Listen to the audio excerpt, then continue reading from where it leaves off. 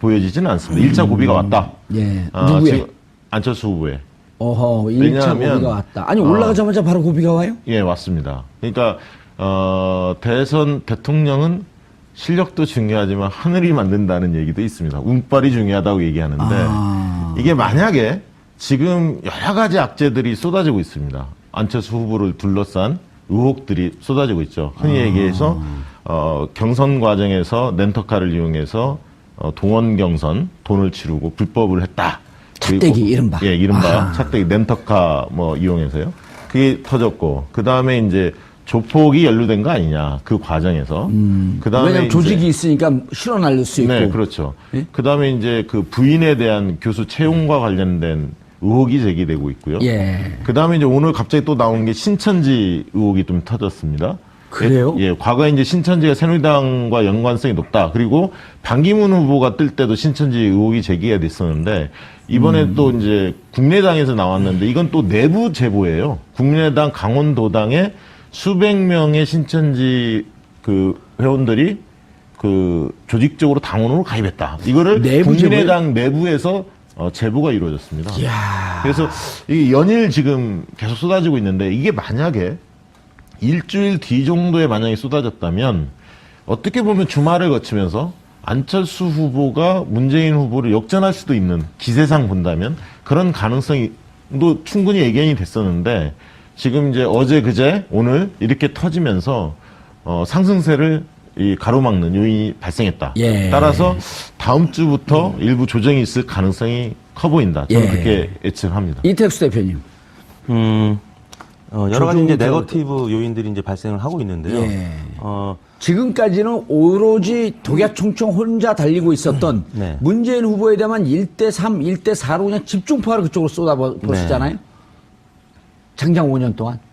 그랬죠. 예. 그리고 올해 들어서 이제 경선 레이스에서도 마찬가지였었고, 안철수 후보가 지금 이제 뜨기 시작하니까 안철수 후보에 대한 민주당의 공세, 예. 그리고 향후에는 또 홍준표 지사의 공세도 이어질 가능성이 있고요. 왜냐하면 홍준표 지사의 경우에는 유승민 후보하고의 단일화 연대도 중요하지만 예. 일단 국고보조금을 받을 수 있는 정도의 지지율 15%까지 끌어올리려면 예. 지금 대략 10% 안팎에서 예. 지금 지지율이 등락을 하고 있는데, 이걸 15%까지 끌어올리려면 결국에는 안철수 후보한테 가 있는 보수 포심을 가져와야 되거든요. 근데 안철수 후보에 대한 공세가 지금 아직 홍준표 후보 입장에서는 본격적으로 이루어지지 않았습니다. 지금까지는 문재인 후보나 아니면 유승민 후보하고의 이제 관계가 더 중요하다고 봤기 때문에, 지금은 안철수 후보가 일주일 사이에 너무 올라갔기 때문에 예. 안철수 후보에 대한 공세를 홍준표 후보가 이제 본격적으로 하기 시작하게 되면, 할 거로 보세요? 홍준표 후보가 뭐 지난 며칠 전에도 이제 방송에서 손석희 앵커하고 설전이 있지 않았습니까? 예. 보통 독설가가 아니지 않습니까? 여느 선거에서 여느 후보들의 TV 토론이면 사실 TV 토론이 크게 영향을 미치지 못해왔던 건 사실인데, 왜냐하면 TV 토론이 표심의 강화 효과라고, 기존의 지지를 더 강화시키는 효과가 더 많다라고들 전문가들이 얘기하거든요. 표심을 변화시키는 효과보다는. 그렇지만 홍준표 지사가 포함된 TV 토론은 저는 다르다고 봅니다. 홍준표 지사는 한번 물면 잘 놓지 않는 파이터이기 때문에 무슨 물개. 안철수 후보를 집중 공략할 가능성이 있습니다. 있다. 네, 일단 안철수 후보한테 가져올 표가 가장 많다고 홍준표 후보는 생각하고 있을 겁니다. 내 표 왜 가져갔어, 당신? 네가 그렇죠. 왜 가져갔노? 네. 이러는 거 아니에요, 지금? 특히 이제 TK, 예. 경상도 중에서도 TK에서는 홍준표 후보가 지금 TK 출신인데도 불구하고 지금 문재인 후보한테도 그동안에 많이 빼앗겼었는데, 안철수 후보한테도 상당히 많이 지금 표가 가 있단 말이죠. 알겠습니다. 예. 일단 지금 홍준표 후보가 사실은 포문을 열었어요. 뭐라고 열었냐면, 상황 정치를 박지원이 할 거다. 안철수가 집권을 하면. 이렇게 표현을 하면서 안철수 후보를 조종하는 사람이 바로 박지원 대표다. 그래서 박지원 대표가 만약에 안철수 후보가 집권을 한다면 그 각본에, 박지원 대표의 각본에 춤추는 인형에 불과하다. 이렇게 한마디로 규정을 했거든요. 최순실과 박근혜를 떠올리게 하는 묘한 그렇죠. 이제 이게 대결을 시켰네요. 대구 경북이나 영남권에서 박지원 대표에 대한 호감도가 별로 높지 않지 않습니까? 그리고 이제 지역 정당에 대한, 호남 정당에 대한 거부감이 있는 건 사실이거든요. 그래서 그동안에 문재인 때리기에 집중하다가, 지금은 이제 안철수 쪽에 가 있는 이 보수표를 빨리 좀 뺏어와야겠다. 예. 이런 쪽으로 전략이 좀 수정되는 것 같고요. 제가 볼 때는 이제 10일 이후에 9일까지는 지금 공무원 신분입니다. 도지사직을 유지하고 있기 때문에 10일이 되면 이제 선거운동 본격적으로 할 것 같아요. 아니, 그 도지사 아직까지 하고 있어요? 빨리 좀 그렇습니다. 나야지, 이제 후보 됐으면. 예. 9일까지 버티겠다고 이야기를 하고 있으니까요. 10일이 되면 다음 주 월요일 아닙니까? 월요일부터 이제 본격적으로 할 것 같은데, 예를 들면, 이제 지금까지 안철수 후보가 문재인 후보한테 TV 토론 맞짱 토론하자. 이렇게 좀 공세적으로 나왔거든요. 아마 홍준표 후보가 이렇게 이야기할 가능성도 있습니다. 2, 3위전을 맞짱 토론 나랑 하자. 안철수 후보한테. 예. 이렇게 도전적으로 이야기하면서. 누가 보수의 대표냐, 이거 먼저 결정하고, 예. 그리고 저쪽 진보 진영하고 한판 붙자. 네, 원래는 보수와 진보의 진영의 대표 주자끼리 싸우자, 본당끼리 싸워야 하는 거 아니냐? 아류는 아니다. 그래서 바른정당하고 국민의당을 이렇게 좀 터부시했는데 지금 이제 안철수 후보가 확 뜨니까 이제 전략을 좀 수정한 것 같습니다. 알겠습니다. 할 얘기 없어요? 아까 뭐 일부에서 날라다니더니. 일본은 아주 중차대한 사안이었지 않습니까? 예. 물론 이 사안도 이거는 중요하긴 하지만. 그러면 소차대한 사안이에요, 이거는? 고차대한 사안입니다. 네. 저도 안철수 후보가 워낙 빠르게 지지율을 치고 올라왔기 때문에. 좀 불안하죠, 그러면은. 네, 불안하죠. 그리고 이 안철수 후보에게 가 있는 표를 잘 보면 아까 말씀하신 대로 반기문 전 총장에게 갔다가 또 황교안 전 권한대행에게 현 대통령 권한대행에게 갔다가 안희정에 갔다가 또 이거 온 거지 않습니까? 예. 이게 고착화되기 위해서는 상당한 시간이 사실 안철수 후보에겐 필요한 건데요. 지금 그 시간을 갖기도 전에 벌써 치고 들어온 거지 않습니까? 왜냐하면 상대적으로 볼 때 자유한국당이나 바른정당에서는 상황을 놓고 보니 문재인 후보가 가지고 있는 표는 아무리 두드려도 나에게 올 표가 아니라는 것은 명확해 보이는데. 홍준표 지사 입장에서. 그렇죠. 근데 상대적으로 안철수 후보를 예컨대 공략했을 때는 그 표가 나에게 올 것이 분명해 보이는 상황이 됐거든요. 예. 그러니까 지금 상황에서는 이제는 안철수 후보에 대한 그들 표현으로 하면 검증인 거고 우리가 보는 시각에서 본다면 네거티브가 시작된 거죠. 예, 알겠습니다. 이 대표님, 이게 네. 여론조사가 말이죠. 예. 정말 중요하고 재밌다라고 하는 이 화제를 이 방송계로 끌고 나온 최초의 인물이에요, 제가. 아, 아무도 그렇습니까? 인정 안 합니다. 인정하십니까? 하는 방송이 없어요, 일단. 아, 그런가요? 그럼요. 네. 두 분이 나왔고 본격적으로 여론조사 예. 토론해 본 적이 있어요? 이걸 제가 자그마치 네. 2015년에 개인 방송에서 시작한 거예요. 네, 네. 알고 찍자. 왜냐면 국민들이 알고 찍어야지 네. 좋은 나라 만들고 내가 행복한 나라 만들거든요. 근데 요즘 이제 사람들이 이제서야 여론조사가 재밌다는 거예요. 이제서야. 네. 2년. 이게 이렇게 일찍 태어나면 좀 불편해, 세상 살기가. 그때도 재미있어 했어요. 없었어요. 우리 박시영 부대표님 얘기할 땐 재밌어 했고요. 같이 패널로 나왔던 분이 얘기하면 재미없어 했어요. 그런데, 네. 자, 이제, 재밌는 게 있어요. 여론조사를 보면 이게 과학처럼 보이거든요. 네. 실질적으로 과학적 흐름을 쫓아가는 거 아닌가요? 아니면 흐름을 과학화시켰든지. 네. 안희정 지사와 이재명 시장한테 갔던 네. 이 지지가 도대체 같은 정당인데 문한테 왜 안 오냐? 네. 이거 보통 사람들은 대충 얘기를 해도 궁금한 게 많은 거예요. 그렇죠. 안희정 지사나 이재명 시장은 앙금을 이제 풀 수 있겠지만 예. 안희정 지사나 이재명 시장을 지지했던 지지층은 아직도 상처가 굉장히 크고 그러니까요. 그 상처를 결국에는 안희정 지사나 이재명 시장이 좀 풀어줘야 되고 그분들을 풀어주려면 문재인 후보가 또 손을 내밀어야 되고 오늘 그래서 문재인 후보가 안희정 지사한테 지금 찾아갔죠. 그래서 앞으로는 이런 앙금들이 조금 풀어질 것이라고 보고요. 또 예. 주말에는 뭐 호프 한 잔씩 하기로 보도가 나왔거든요. 예. 그래서 이제 이 지지층들은 호프를 누가 한다는 거예요? 문재인 후보와 문재인. 이 나머지 이 민주당의 세 경선에 명, 출마했던 최성 후보까지 3명. 예, 안희정, 이재명. 이분들이 네. 호프 미팅을 한다. 네, 문재인 후보가 호프 미팅을 한다고 주말에 우리의 호프에게 보도가 나왔고요. 희망을 주기 위해서 호프 미팅을 한다. 네. 이런 건가요? 그럼 조금씩 풀리겠죠. 그리고 계속 부유했던 반기문, 황교안, 안희정에서 부유했던 이 유동층.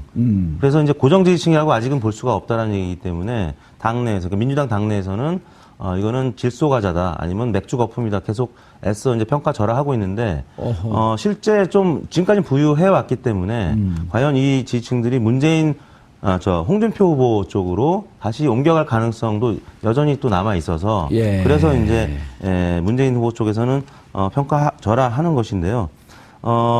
지금 저희가 이제 여론조사 결과들을 일제히 보면은 공통적으로 나타나는 것이 뭐냐면 예. 비문 단일화에 대해서 찬반을 물어보면 반대가 한 50%가량 일제히 이거는 거의 동일하게 나타나는 비문 거죠. 단일화라고 하면 문재인을 제외한 네. 나머지 후보들이 약 한 명 후보로 내갖고 1대1 구도로 만들자. 그렇죠. 그러니까 안철수 대 문재인 대결 구도하면 안철수가 높게 나오는 조사 결과들이 나오고는 있습니다만 비문 단일화에 대한 질문을 하면 반대 의견이 또 50%가 반대. 50%를 상회하거나 뭐 50%에 근접한 이유는 뭡니까?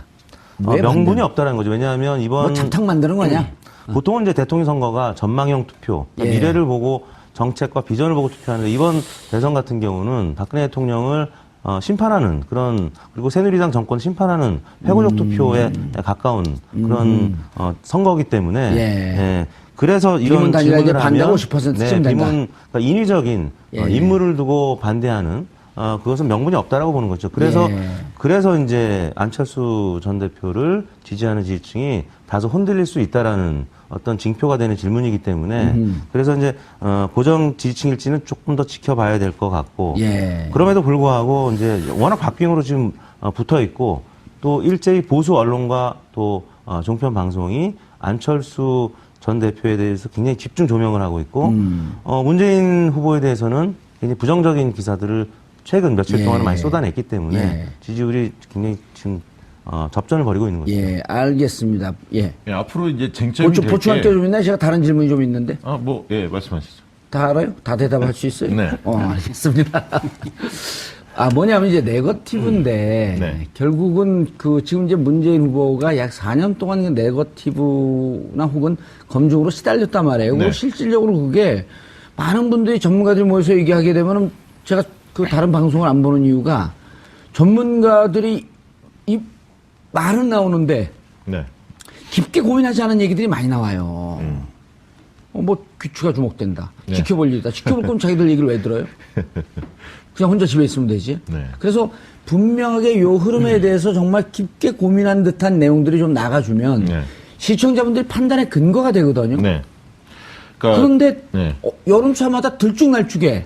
그래서 제가 궁금한 게 네거티브에 대한 거 궁금한 게 하나 있고 여론조사 기관들이 뭔가 여론을 추적하면서 분석하는 게 아니라 여론을 만들려고 장난치는 거 아닌가 하는 생각도 들어갔고 여론조사 이 회사들 네. 관리하는 법 좀 만들었으면 좋겠어. 그런 선관위에서 이제 그런 규제들이 강화되고 있습니다. 이제 그래요? 등록제를 하겠다라고 예. 나서고 있는데요. 규제가 꼭 좋은 것만 아니죠. 것만은 예. 아닙니다. 그런데 최근에 이제 네거티브요. 네거티브부터 예. 좀 말씀을 드리면 문재인 후보의 경우에는 경선 과정에 제가 볼 때는 가랑비에 옷 젖듯이 이 데미지를 좀 입었습니다. 예. 그러니까 아들 의혹 문제가 제일 컸던 것 같고요. 예. 그래서 이제 그런 부분들을 어떻게 대응할 거냐가 굉장히 캠프는 항상 중요한데 이 문제를 좀 쉽게 본 측면이 있는 거 아니냐. 쉽게 봤어요. 예. 그래서 이제 정유라 사태가 있었기 때문에 조금이라도 그리고 문 후보 같은 경우도 굉장히 좀 깨끗한 이미지가 있었지 않습니까? 그렇기 때문에 진위 공방 문제에 대해서 본인들은 과거 10년 전에 일어났던 일이고 과거 2012년에도 충분히 해명했다 이렇게 이야기를 하지만 고마워요. 그거를 다 기억하는 유권자가 얼마나 있겠습니까? 제가 보기엔요. 예. 그거 정확히 아는 사람은 2, 3%밖에 안 됩니다. 예. 이제 그런 부분에서 대응에 있어서 제가 볼 때 좀 미숙한 부분이 있었고요. 그다음에 이제 이재명 후보하고 경선 과정에서 이제 재벌 개혁 문제라든가 여러 가지 이 논쟁을 벌이면서 예. 좀 선명한 자기 입장들을 내보이지 못하면서 그리고 몇 가지 또 실수들도 좀 있었죠. 예를 들면 전두환 표창 문제 또 인사 잡음도 좀 있지 않았습니까? 영입 인사 관련해서 그런 것들이 조금씩 잡매들을 막기 시작해서 이미지가 과거보다 조금 후퇴했다. 저는 이제 그렇게 좀 보여지고요. 이미지가 후퇴했다. 예. 좋은 포인트인데. 그래서 이제 문 후보 같은 경우는 경선 과정에서 아까 있던 앙금 때문에 아직 다 붙지 못하는 이재명, 안희정 지사의 지지층이 있는데 저는 안희정 지사의 지지층은 쉽게 많이 붙을 수 없는 구조입니다. 그건 아까 얘기했듯이 무지개 연합의 성격을 띠는 지지층이었거든요. 보수, 중도, 진보가 같이 망라돼 있었기 때문에 경선이 끝나고 하나로 모여지기는 어렵고요. 다만 이제 이재명 시장의 지지층은 상당 부분 끌어들일 수 있는 표거든요. 그래서 이제 그것은 담대한 비전, 세상을 바꾸겠다. 이런 부분들에 대해서 문재인 후보가 향후 캠페인을 어떻게 해나가냐에 따라서 올 수 있는 부분들이 분명히 여지는 있다. 좀 예. 그렇게 보여지고요. 그다음에 이제 앞으로 이 부분에 있어서 이제 아까 이제 여론조사 기관이 이런 걸 좀 만들어내가는 거 아니냐. 그런 느낌 많이 들어요. 근데 제가 볼 때 2017 거꾸로 언론사가 더 큰 것 같습니다. 제가 볼 땐 여론조사 기관은 자체적으로 조사해서 발표하는 게 별로 없습니다. 다 언론사의 의뢰를 받아서 발표하기 때문에 최근에 이제 논란이 됐던 내일신문 같은 경우도 디오피니언 조사 같은 게 논란이 좀 되지 않았습니까?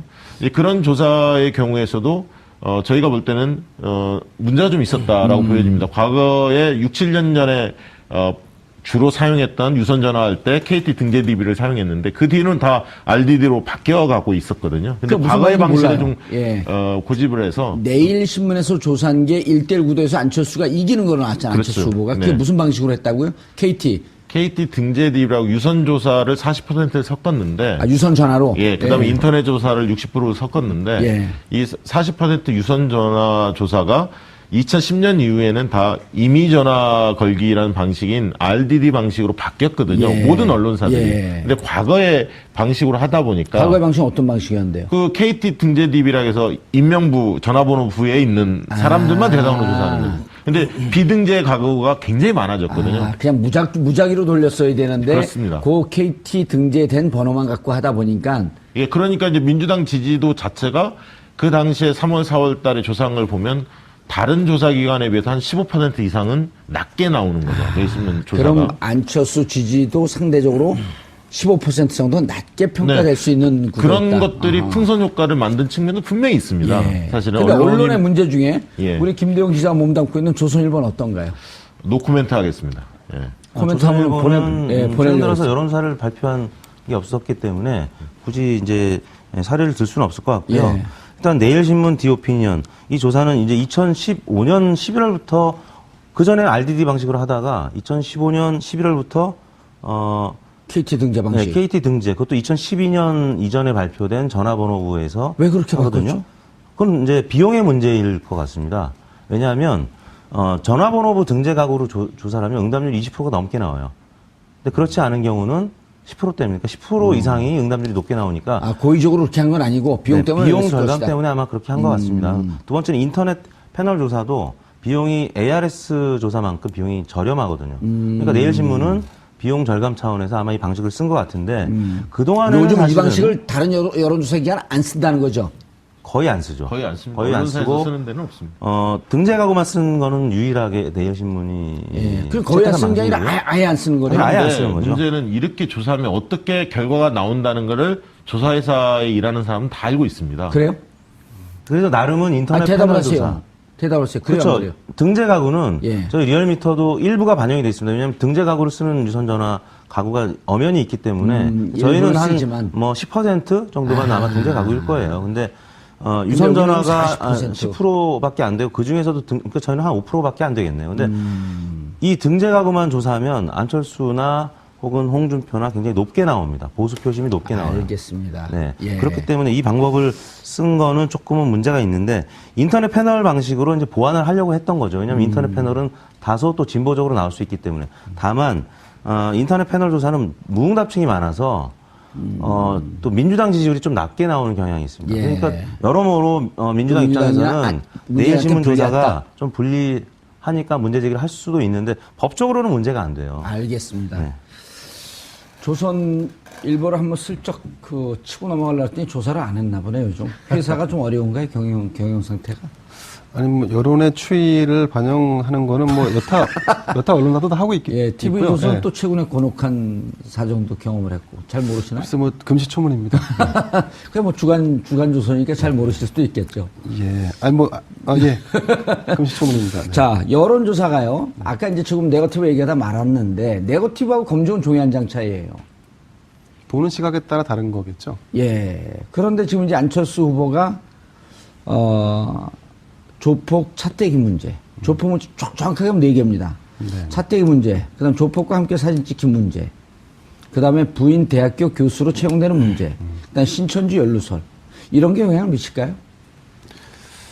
그 안철수 후보에게는 적지 않은 영향을 미칠 것 같습니다. 오. 오히려 문재인 후보에게 그 들이댄 검증의 잣대보다 어떤 측면에서 보면 이게 더 약할 수도 있거든요. 뭐 예컨대 안철수 후보가 조폭을 동원했을 리는 만무한 일 예. 아니겠습니까? 상식적으로 볼 때. 그렇죠. 네. 그런데도 이렇게 이제 의혹이 제기되는 부분에서 사실 말끔히 털고 갈 수 있을 정도라면 지지층이 공고해서 그럴 리 없다라고 간주해버리면 내 지지층은 그냥 유지가 될 수 있는데 충성도에서 틀리다. 그렇죠. 이 충성도가 좀 낮기 때문에 충성도에서 사실은 다를 수 있다. 이런 것이 계속 추가될 때마다 아마 지금 차제에 실시되는 여론조사는 이런 것들이 계속 아마 굉장히 적지 않게 반영돼서 결과로 이어질 수가 있습니다. 그리고 또 한 가지 아까 그 예. 말씀하신 문 후보의 지지율이 정체돼 있는 부분, 예. 저는 좀 다르게 생각하는데 그 유권자들이 어떤 선거의 독주에 대한 일종의 저항이랄까 그럼요. 거부감 같은 게 예. 있거든요. 또 우리 네. 대한민국 사람처럼 이렇게 저항 정신이 강하고 머리 좋은 사람들은요, 일단 1등 되면 무조건 좀 때리고 싶은 심정이 있는 거예요. 그렇습니다. 그래서 이제 국민은 제가 볼 때 유권자들은 이 완충의 어떤 일종의 조정기를 거친 뒤에 문 후보가 전체를 끌어안을 수 있는 예컨대 우쿨링이라든가 아니면 통합의 메시지, 어떤 민생으로 전환되는 어떤 정책 방향들 이런 것이 우리가 원하는 방향으로 이 사람이 방향키를 돌렸구나라고 하는 것이 느껴지면 사실은 다시. 아까 반영되지 않았던 이재명, 안희정의 표가 다시 이쪽으로 갈 가능성이 높다. 그건 아마 시간이 많이 걸리진 않을 겁니다. 네. 알겠습니다. 저도 그 문제 하나 말씀드리면 지금까지 이제 문재인 후보 측에서는 적폐청산을 많이 강조했지 않습니까? 예, 적폐청산. 네, 그러니까 과거 한마디로 구속, 얘기하면 부정부패 뭐 이런 거죠. 예, 부조리 뭐 예. 이런 것들 그것을 개혁 대통령이라고 볼 수도 있지 않습니까? 그 컨셉을 하나 가져갔었고 그다음에 이제 일자리 대통령이라는 얘기를 했었습니다. 그래서 예. 이제 공공 분야 81개 1만 개 뭐 일자리를 만들겠다 이런 얘기를 했는데요.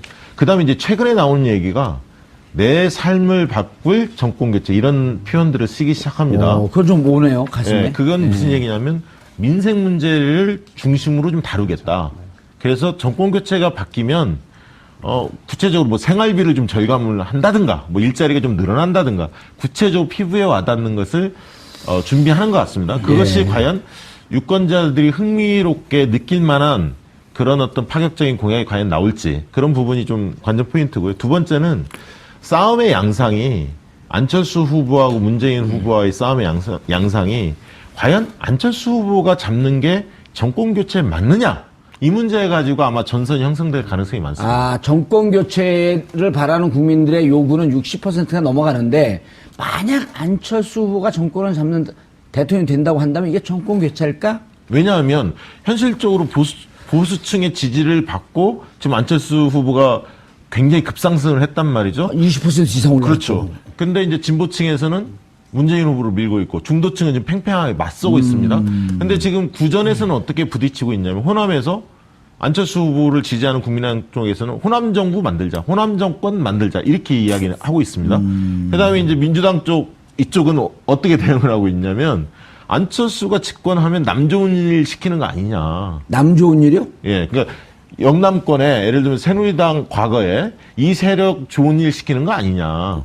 결국 왜냐하면 그게 무슨 얘기죠? 집권을 왜냐하면 그 사람들이 주로 지지해서 정권을 잡는 거 아니냐. 그러면 정권을 잡은 다음에도 그 지지표를 의식해서 그쪽 행보를 해줘야 하는 거 아니냐.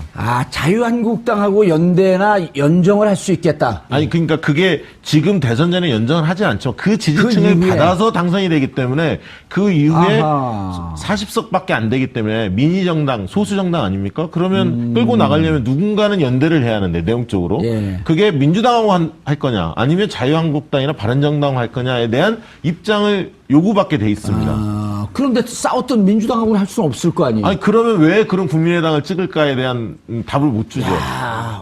차별성이 없는 거 아닙니까, 과연? 예. 특이한 관점에 이택수 회사 어디 이름이죠? 네, 리얼미터입니다. 리얼미터. 네. 예. 좀 독특한 관점인데요. 일반적으로 보는 건가요? 글쎄요, 이제 동의할 수 없나요? 일부 동의하고 예. 또 뭐 일부 이견이 있는데 그럼 다 아무튼 동의하면 둘 중에 한 분만 나오면 되지 뭐. 예. 아무튼 지금 5자 구도에서 3자 구도로 넘어갈 때 혹은 4자 구도로 이제 각을 좀 달리해서 조사를 해봤을 때 그저께 발표됐던 YTN 조사를 보면은 홍준표 지사가 있는 구도에서만 안철수 후보가 문재인 후보를 이기지 못하는, 그러니까 5자에서는 물론 이제 문재인 후보가 앞서지만 앞서고. 4자, 3자로 내려가면서 안철수 후보가 올라가는데 홍준표 지사가 있는 구도에서는 안철수 후보가 문재인 절대 못 후보를 이긴다. 이기지 못하는 걸로 나오거든요. 야, 묘한 구도네요. 네, 최근까지는 이제 홍준표 후보가 지지율이 이제 답보 상태였고 예. 오늘 오늘 심지어는 홍준표 후보가 한국갤럽에서 조사 결과를 발표하니까 한국갤럽 못 믿겠다고 아예 실명을 거론하면서 비판을 했어요. 왜 내가 7%밖에 안 되느냐. 지난주에 쿠키뉴스 조원 CNI에서는 내가 15%인가 10% 중반으로 나왔는데 내가 7%밖에 안 나와? 한국갤럽 못 믿어. 나 원래 안 믿었어. 이렇게 아예 인터뷰를 했습니다. 아주 재미있게. 이게 네. 여론조사 방식에 따라서 달라지게 나옵니다. 예. 지지율이. 왜냐하면 한국갤럽은 그 무작위로 물어보는 식이라 그랬죠? 원래는 이제 보기 없이 물어봤는데 이번 조사에서는 이름은 호명을 했습니다. 아하. 그래서 이제 4%에서 7%까지는 뛰긴 뛰었습니다. 홍준표 예. 후보가. 그런데 ARS로 해보면 샤이 보수라는 사람들이 응답을 좀 합니다.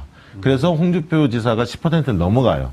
근데 전화 면접으로 상담원이 전화를 할 때는 좀 숨는 경향이 좀 있습니다. 여전히 우리가 보수를 찍었고 보수의 대통령이 탄핵된 거에 대해서 좀 부끄럽게 생각하는 분들이 직접 대면 여론조사를 하게 되면 답변을 안 하고 끊어버리는 경향이 있는데 네, 아니면 판단 유보처럼 잘 판단 모르겠다라고 유보처럼 숨어버리는 잘 모르겠다고 숨어버리는데 실질적으로 ARS 자동 응답으로 네, 하게 되면 이거는 뭐 창피한 게 아니니까 그렇습니다. 그럴 때는 응답을 하는 경향이 있어서 여전히 샤이 보수층은 존재하고 있다. 네, 마찬가지로 문재인 후보의 경우에도 예. 전화 면접 조사보다는 ARS 조사에 대체적으로 약간 더 높게 나오는 현상이 있습니다. 샤이 문재인이 또 약간 있는 거 아닌가 그런 생각이 지금 듭니다. 두 분 예. 전문가분 나오셨기 때문에 그 개인적인 궁금함이 있는데요. 예, 시간 없으니까 빨리 물어보셔야 돼요. 홍준표로 단일화된 상태에서 1대1 여론조사, 그러니까 홍준표 후보와 문재인 후보의 여론조사 이런 거는 원래 하지 않습니까?